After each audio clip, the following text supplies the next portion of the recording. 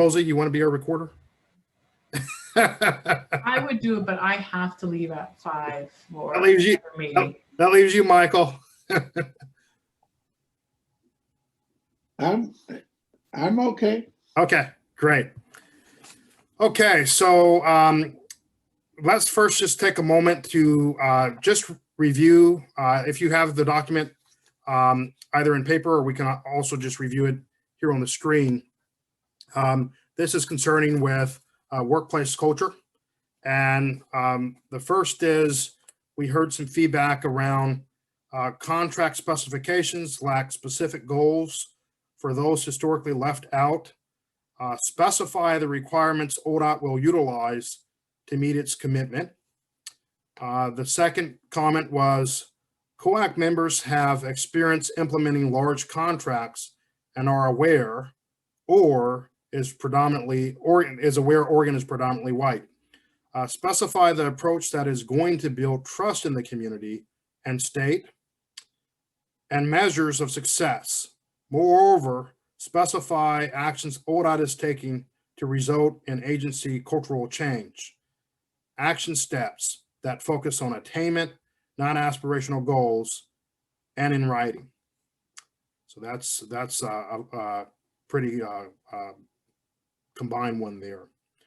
The third one is, perform a baseline assessment along with why African Americans in Portland, in particular Black women, are not going into construction. Specify the analysis of the problem and solutions to the problem. Fourth is, specify specific systematic change actions and identification of African American people within leadership of project. The fifth is specific actions ODOT is implementing to demand and ensure African Americans are supported on the job site and beyond the project. Moreover, actions implemented to create a new culture within the construction industry that is lasting and sustainable. And the sixth and last is, requirement for a trauma-informed approach for African Americans who have been traumatized by ongoing discriminatory practices within the construction industry. Approach needs to think differently about how we work for and with this community. So those were the themes from conversations of prior meetings around when workforce culture came up. As a reminder, the exercise is for each of you to essentially, within the whole range of what's on the sheet here, what would you list as your top 3 priorities? And if we could have just a quick explanation of how we're going to prioritize those things. So who's doing that for us here?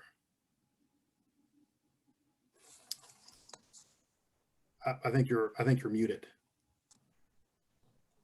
I think you're muted. There you go. Yeah. Oh, there you are. I'm Corinne Villavasso. I'm with Ambron Tavares and Associates. So I will be ranking your priority with annotations up here. So I think a heart is top priority with 5 points. A star is 2. A second priority with 3 points. An arrow is third priority with 1 point. So as you rate them, for instance, I am going to say, where it is. Like, so Corinne, who you with? Amber Tavares and Associates. Oh, okay, yeah. So the heart is will be essentially the top priority. And what are the other categories there? Heart is 5 points. It's your top priority. Star is your second priority with 3 points. Arrow is your third priority with 1 point. So if everyone wants to just take a moment to just review this list maybe quickly and think about, how would you prioritize what's on this list? So just take a few moments just to kind of review. So you have to, I can't see the whole screen. I don't know who's projecting this out, but on my end, I can't see the whole screen. Okay. That's what I was gonna say too, James. I can't see all 6. And also this was sent to everyone in email as well. Yep. The other question I have, I just need a point of clarification. I think a lot of these have overlapping themes. And so what happens if we see that overlapping themes, you know? So I guess if there were 6 very distinct priorities, and I was gonna ask you guys that earlier, but I've just been slammed with another project, then I can understand doing that. But that's where I'm a little bit confused, because like a lot of them around making change to make it more inclusive overall for African Americans, whether it's in future workforce or in current workforce. So I just wanted to know, like, I mean, prioritization, to me, is like slicing hairs, because a lot of these 6 are similar. So that's where I'm a little more confused. Yeah, I mean, I think they're all pretty similar. It's really about what do you see as the most sort of salient, pressing ones within this list. Again, it's not to say that it will negate the other priorities, but the goal is to provide some guidance to ODOT and staff as to, on this list, within what we heard from COAC, what are the priority areas? And so the top indication is heart, then would be our number 1 choice. Okay. Exactly right. And Felicia, this is Shelley. I would say that to the COAC members, if you see if I'm just going to get 3 and 5 seem like really similar and you want to combine them to be a mega one, I think that's fine. That we can do that. That's not part of it, but we can make that happen. True. Michael? Yeah, as I was going through the list, I think 2 and 4 have to do with ODOT itself, right? Specific changes within ODOT. And I'm looking more at I agree with it, but I'm looking more at the project and who's on the project, who's recruited to be on it, sustained throughout it, and even afterwards. So for me, number 5 would be my number 1, but include outreach, right? Outreach, ensure African Americans, there's targeted outreach for African Americans, they're supported on the job and beyond the project. Actions implemented to create a new culture within the construction industry that is lasting and sustainable. That's my number 1. Okay, so number 1, just for the so we can record that again. Do you have the hearts? You said it was number 5 is your number 1. Okay. Yeah, but you include outreach, targeted outreach. Yeah, they don't get there by magic, right? Yeah, no, got We it. don't have enough in the system to actually support. Yeah, and then what was your second and third? Number 6 would be my second, because it's right in line with number 5. It supports number 5, in my opinion. Okay. So number 6 is the second. Yeah. I'm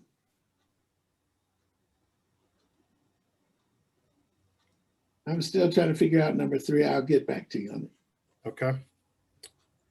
Great comments. And can everyone see that okay? The screen okay? So this is Felicia. My first one is heart would go with number 1. Contract specification last specific goals for those historically left out. And I would change historically to African Americans. And I would specify the requirements to ODOT will utilize to meet its requirement. I would say that the requirements for ODOT is to meet those requirements. I would just change it to be more stronger in its language. 2 is number 5 and 3 is number 6 for me. 1 second, please. We want to catch up with you here. So make sure we capture all of your comments on number 1. What were your, could you restate that just one more time, please? Sorry, my big poodles are in this room. They have to they hear otherwise, they're You just gonna got a labradoodle and they are something, aren't they, you know? Yes. So number one is contract specifications lack specific goals. I would say instead of historically left out, I would say African Americans, I think, because this theme is African American. So I just want to be clear to spell that out. And to specify the requirements ODOT will utilize to meet its commitments. You know, I just think that that's number one. Number two, I agree with Michael. And then three would be number six.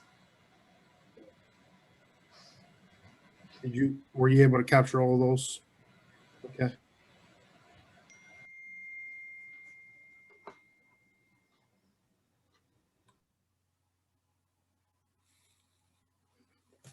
Great. We'll wait till she catches up there.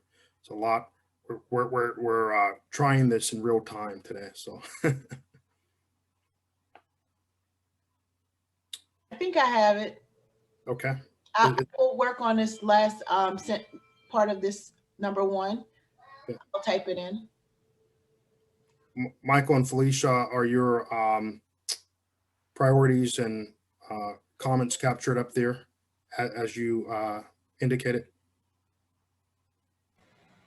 Yes, for me it is, because I picked 1, 5, and 6 in that order. I do agree with Michael that 2 and 4 are very similar. And Michael did point out internal versus external. And so, but if I had to, I'm always one to shore up a contract because that is the compliance document from which we are forced to work from. So that's why I picked it first. And then I agree, workplace culture is a top priority because if you can't change culture, then what's the point of doing the work? So I support Michael on that as well. Yeah. Is everyone in agreement with combining 2 and 4? Yeah. James, you're muted. Actually, I think my combination would be combining 1 and 2. They're kind of interrelated as far as I'm concerned. You know, I think we're only trying to do 3, right? Yeah. So I would go with 5, I guess, implementing a demand. 5 would be your number 1? 5 would, no. 1 and 2 is my number 1. Oh, okay. Okay. So real quickly, so there are kind of 2 amendments on the table. One amendment is to combine 2 and 4. The second amendment is to combine 1 and 2. Well, that's 1. You know, you're asking me that 1 and 2 would be my number 1 if they were combined. If they were combined, and I guess I could. You know, the rest of them are sort of out there as far as I'm concerned. I could go with 4 and 5 with it, like the rest of the people were saying here, but unless you get 1 and 2 right, nothing else matters. Michael and Felicia, what are your thoughts?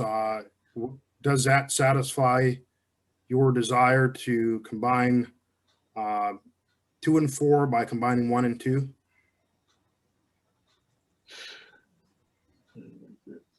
So correct me if I'm wrong, but contract specs, that's for contractors, specific requirements, ODOT, specific requirements for ODOT to meet their goals on the project.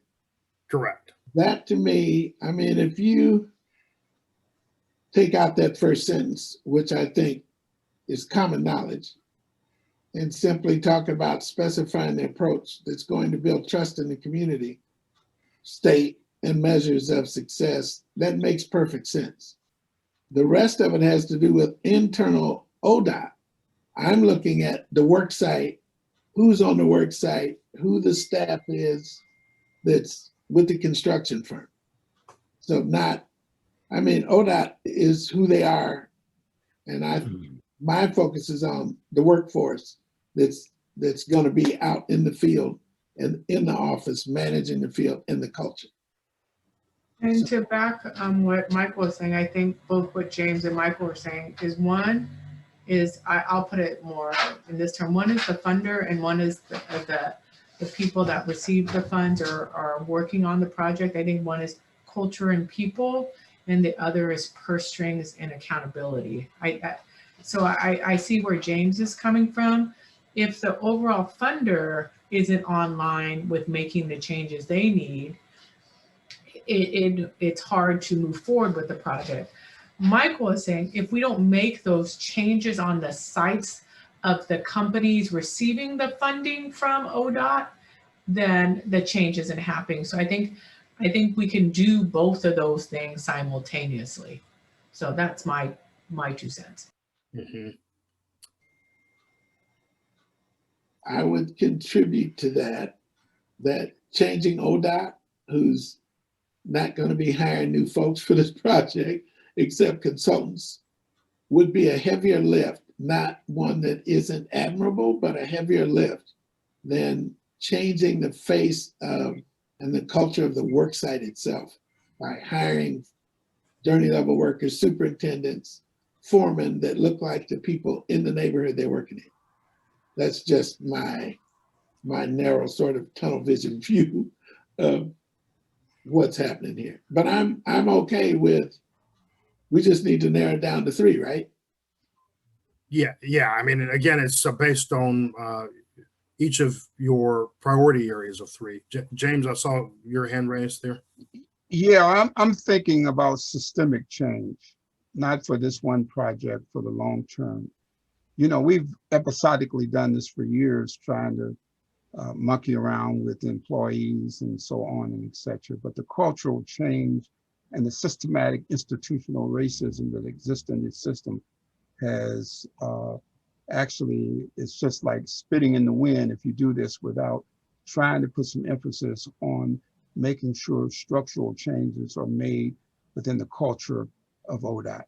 It ain't gonna happen long term. We'll be back here another 4 or 5 years having the same discussion unless we put some energy and making sure ODOT gets this right. I don't disagree. What I'm after is systemic change in how people are hired, how they're brought in, who's making those decisions.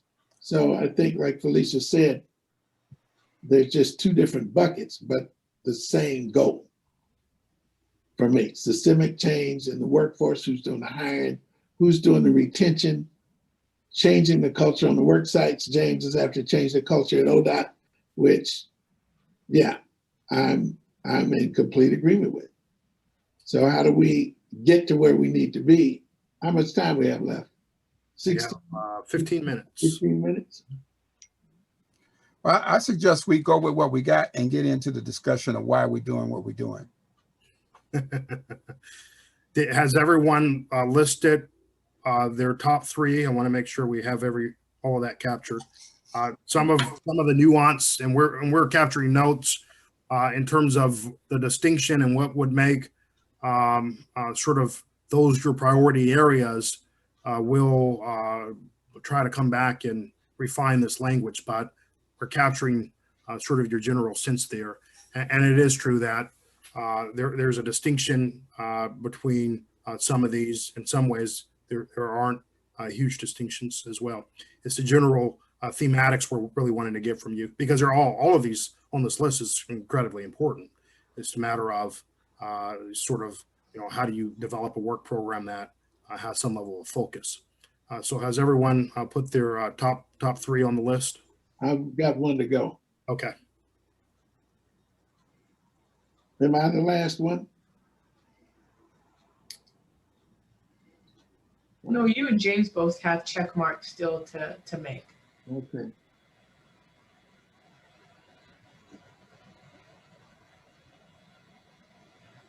We should have 3 hearts, 3 stars, and 3 checks. So James, you still have 2 more votes. Yeah, I don't have a problem with going with 4 and 5 or on down the line. If we start talking about individually about, what the workforce looks like, et cetera, that's to me is a product of what we do above that. And that's how I see it. If we do the stuff right upstairs, then that's going to fall out downstairs. That's why I don't have a problem when we start talking about prioritizing. This is kind of a awkward process for me, because I think you got to do the first things first in order for the second things to work. That's kind of how I look at it. So I'll go with any of those y'all want to put down there for me, as long as I get 1 and 2 dealt with. So did you say your second would be 4 and your third would be 5? Is that? Yeah, that or you know, when we start looking at adjectives that says demand, I like that language. So I would go with 5. When you start talking about demand and ensure African American, now I like that. I mean, regardless of what the outcomes it might be, I mean, that's what that language makes me feel good. Gotcha. So the second would be 5 and your third choice would be 4? Yeah, that's fine. Or was there another one? Well, you know, I'm always into baseline assessments and all like that. But at the end of the day, those don't mean nothing unless you got somebody to enforce it. So I'll go with 5.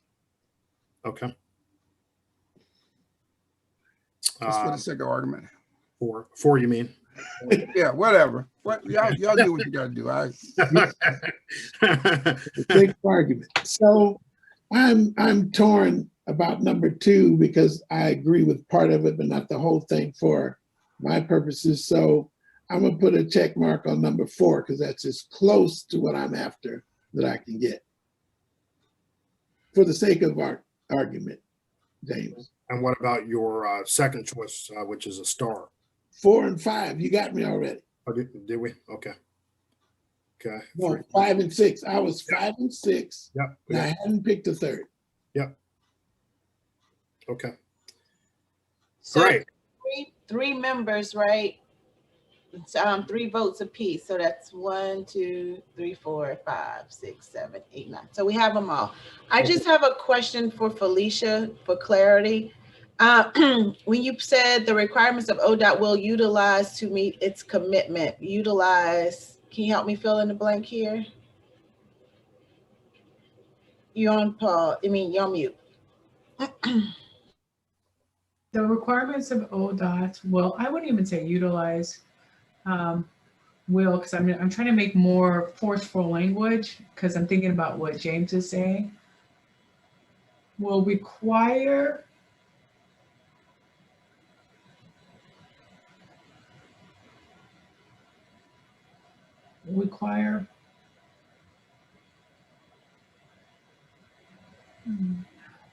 the inclusion of African Americans. It's somewhere in the process. Does that make sense? So that we actually have a say at the table with ODOT. It's not just, so it has to be somewhere where we have a say.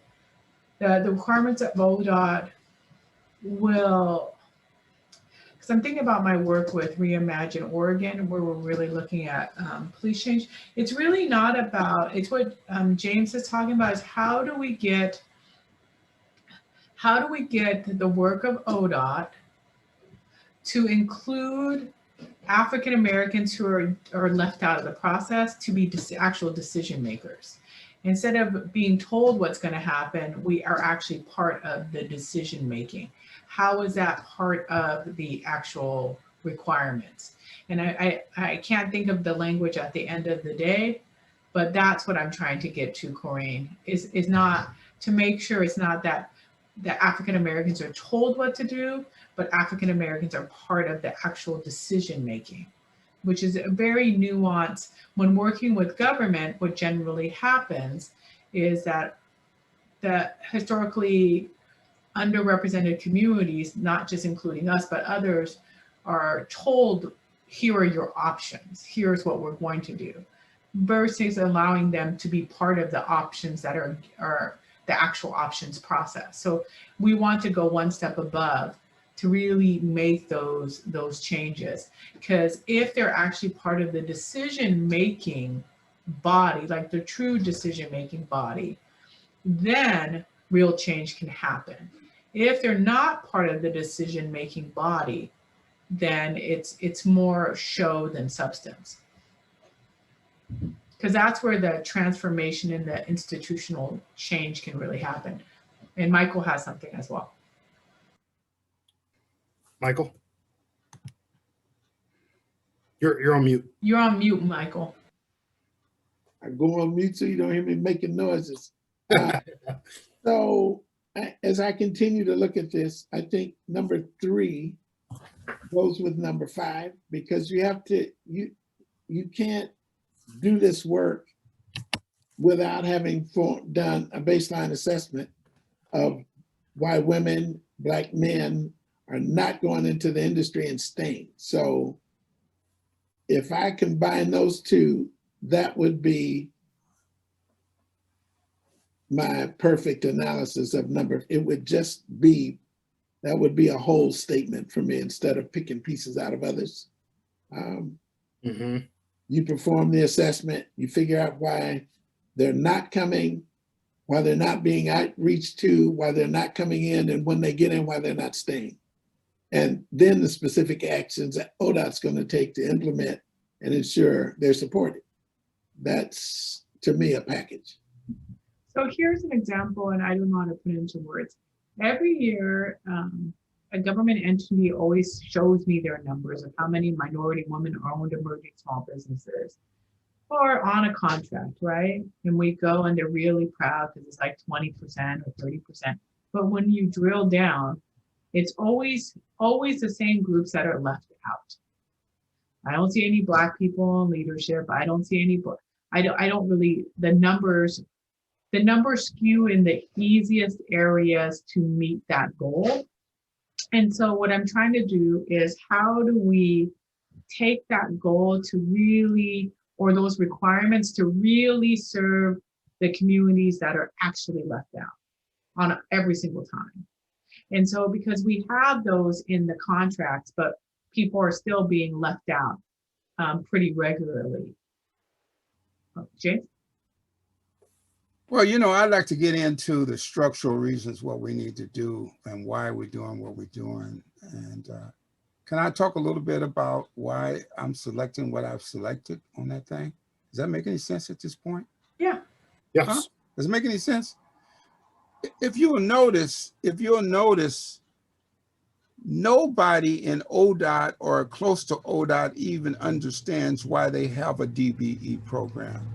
There is no historical perspective of who started these programs in the first place, how they got started, what were the personalities involved, the legislation involved in it, how it got to where it was, going all the way back to the Watts riots, and who the individuals who put the legislation together, et cetera, et cetera, et cetera. Folk are operating in a vacuum at ODOT, and every one of them, people in ODOT, including the civil rights people, don't have a clue. So they can't promulgate anything about why African Americans are at the front end of this and how this all came to be in the first place. And if you look at another parallel to this, like safety, you will see when people start talking about the history of safety, then they will begin to tell the story of how it evolved and why it's important to the bottom line. We're not connecting the dots. We're not connecting the dots why diversity is important. We're not selling that to the broader staff of ODOT so they would have a more inclusive concept about why they need to be doing what they're doing. They're operating in a vacuum. And in fact, in many ways, they hate doing this because they think it's reverse discrimination. I'm just going to put it out there. They're working against us in many cases. The whole culture of ODOT is working against us because they don't have no understanding about it. And management isn't trying to make it happen. And they bring people in who don't want to have a historical perspective. There's no collaboration about how this all occurs and why we're doing it. And at what point will we need to stop doing it? How would you feel what I'm saying? You all understand what I'm talking about on this daggone phone? How would you put that into a recommendation within the context of workforce, James? I mean, because I hear you say that. No. Let's not talk about this in workforce. I'm talking about the broader context of why African Americans in it, whether it be workforce or whether it be contractors, even Hispanics hate Black people they think Black people are getting an advantage when they're the ones who are carrying the load on this. Why the history of how we got here and what we did to get it to where we are right now, who promulgated this thing. And all of management, all the way up the line, don't want to acknowledge how this got to be the way it is. Then you take a look at the Supreme Court and the challenges against these programs, all of the challenges, all the Supreme Court decisions that happen that really try to thwart the implementation of programs that will make things equitable. Okay. You all have to tell the story, and you have to put it in a context so people will understand what are the barriers to why the culture is doing what it's doing, why people are resistant to trying to make change. Here's another thing, Janelle. Real quickly, just want to note that we have about 3 minutes. Michael, I want to make sure that you have the information you need to be able to adequately do a report out to the full group. So I want to make sure you had a chance to jot down any thoughts or notes. Will this be up?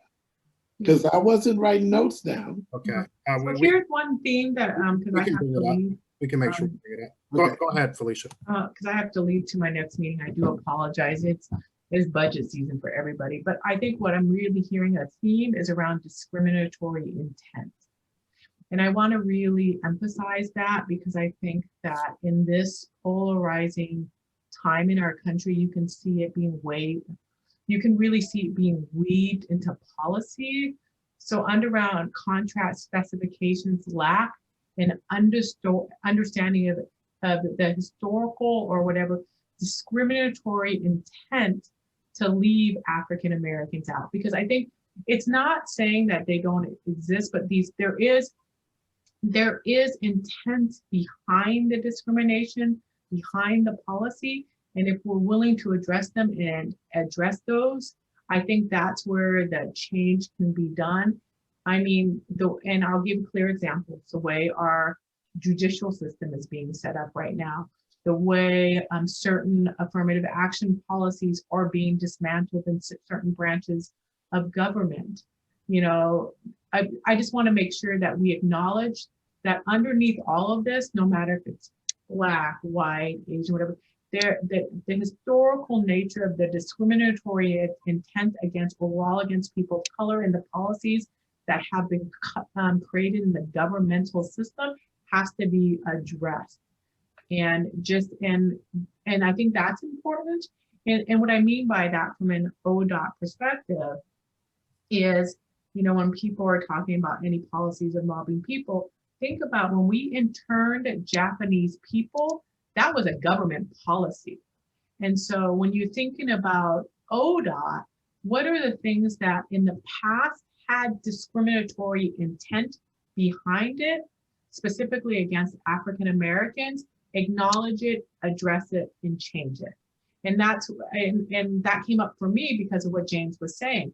Having the understanding of the history can help you address those policies, because you guys didn't create this on the call, but people that did create them, there was intention behind them. So I just really wanted to point that out.